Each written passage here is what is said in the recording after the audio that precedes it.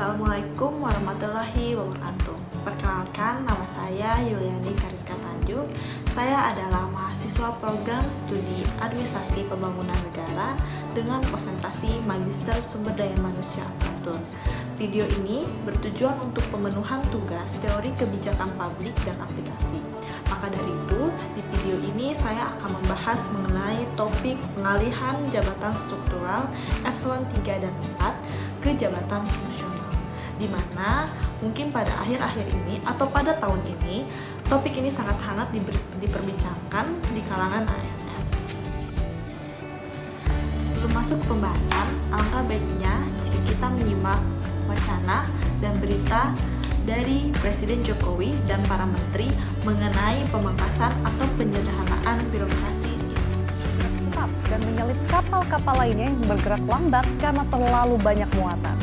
Hal inilah yang diibaratkan Presiden Jokowi untuk merampingkan pemerintahan dengan meminta agar jabatan struktural hanya diisi 2 level eselon saja, yaitu eselon 1 dan 2, sementara untuk eselon 3, 4, dan 5 dihapuskan dan dialihkan ke jabatan yang bersifat fungsional supaya Indonesia bisa bergerak lebih cepat bersaing dengan negara-negara lain, tidak terkendala birokrasi yang bertele-tele. Lantas dikutip dari menpan.go.id, perampingan birokrasi di struktur pemerintah pusat dan daerah tidak sekedar wacana. Pemerintah melalui Kementerian Perdayagunaan Aparatur Negara dan Reformasi Birokrasi atau PAN-RB telah melakukan akselerasi penataan jabatan yang akan dialihkan dari struktural ke fungsional. Tahun 2020, pengalihan jabatan tersebut ditargetkan akan selesai. Menteri PAN-RB Cahyokumolo menjelaskan penyederhanaan birokrasi bertujuan untuk meningkatkan efektivitas pemerintahan dan percepatan pengambilan keputusan, sehingga terbentuk birokrasi yang lebih dinamis, agile, dan profesional untuk meningkatkan aktivitas dan efisiensi dalam mendukung pelayanan publik. Akselerasi penyederhanaan birokrasi ini melalui 5 tahap. Pertama adalah identifikasi jabatan administrasi pada unit kerja. Tahap kedua adalah penataan jabatan dan pejabat administrasi yang berdampak penyederhanaan birokrasi. Kemudian ketiga adalah penataan jabatan fungsional yang bisa ditempati oleh pejabat yang terdampak birokrasi. Langkah keempat adalah penyelarasan tunjangan jabatan fungsional dengan tunjangan jabatan administrasi, serta tahap kelima adalah penyelarasan kelas jabatan administrasi ke jabatan fungsional. Pada rapat koordinasi, Sekretaris Kementerian PAN-RB Dwi Wahyu Atmaji menerangkan, Kementerian PAN-RB telah lebih dahulu menetapkan pengalihan jabatan. Kementerian PAN-RB mengalihkan 141 jabatan Epsilon 3 dan 4 ke fungsional, kemudian disederhanakan sehingga menyisakan 3 jabatan Epsilon 3 dan 4 dengan rincian 1 jabatan Epsilon 3 dan 2 jabatan Epsilon 4.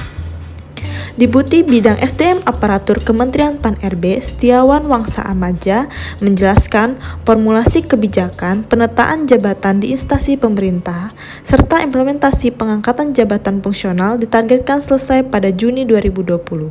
Kemudian, pertengahan 2020 hingga Desember 2020 akan dilakukan pengangkatan jabatan fungsional di kementerian atau lembaga serta pemetaan dan pengangkatan pejabat fungsional di daerah. Proses birokrasi selama ini memang kerap jadi sorotan, bahkan oleh menteri sekalipun. Misalnya Menteri Keuangan, Ibu Susi pernah mengatakan bahwa alasan utama penurunan realisasi arus investasi yang masuk adalah birokrasi yang berbeda. Dari pernyataannya Ibu Susi, dapat saya simpulkan bahwa ternyata berbelitnya birokrasi Indonesia bukan hanya ada di level bawah, tapi juga ada di level atas, atau mungkin memang ini terjadi dari level atas hingga level bawah. Mungkin ini adalah dampak karena birokrasi Indonesia yang gemuk. Lantas, apakah pemangkasan jenjang eselon itu memang efektif mengatasi persoalan birokrasi Indonesia? Maka, beberapa hal memang perlu dilakukan pemangkasan supaya tidak gemuk. Selain proses birokrasi lebih sederhana, ASN juga akan bekerja lebih kompetitif. Tidak hanya itu, keuntungan dari pemangkasan jenjang epsilon juga dapat mempersempit ruang gerak korupsi.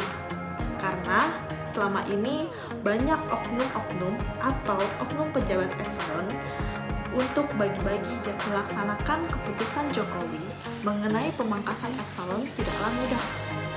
Contohnya, di pemerintah pusat mungkin akan rampung dalam 2 tahun atau tepat Desember 2020. Tapi bagaimana di pemerintah daerah? Itu akan memakan waktu sangat lama. Maka dari itu, rencana pemangkasan epsilon tidak dilakukan terburu-buru agar tidak justru berdampak buruk terhadap pelayanan publik. Di lain pihak, agar ASN tidak kaget dengan kebijakan yang perlu dipikirkan mengenai tunjangan pegawai. Jika ada perubahan dari pejabat struktural ke fungsional, maka ada konsekuensi pegawai berpangkat epsilon 3 atau 4 bisa kehilangan tunjangan. Hal ini juga yang harus dipikirkan oleh pemerintah, bagaimana cara pemerintah menyampaikan kepada ASN agar tidak ada keributan atau kekecewaan ASN di kemudian hari. Dari pembahasan mengenai kebijakan penyederhanaan birokrasi, maka dapat disimpulkan kebijakan ini bertujuan untuk perubahan cepat sumber daya yang fleksibel, kepemimpinan yang mampu mengarahkan dan menggerakkan, fokus pada aksi, kerja tim yang bertanggung jawab pada hasil, mempercepat pengambilan keputusan, meningkatkan kualitas pelayanan publik, dan membangun profesionalisme ASN. Rekomendasi yang dapat diberikan yaitu mengingatkan kepada pemerintah agar mempersiapkan secara matang rencana-rencana kebijakan yang nantinya akan diberlakukan agar tidak justru merugikan. Proses transisi yang rapi mutlak dibutuhkan sebelum eksekusi. Sekian video dari saya. Mohon maaf jika ada kesalahan.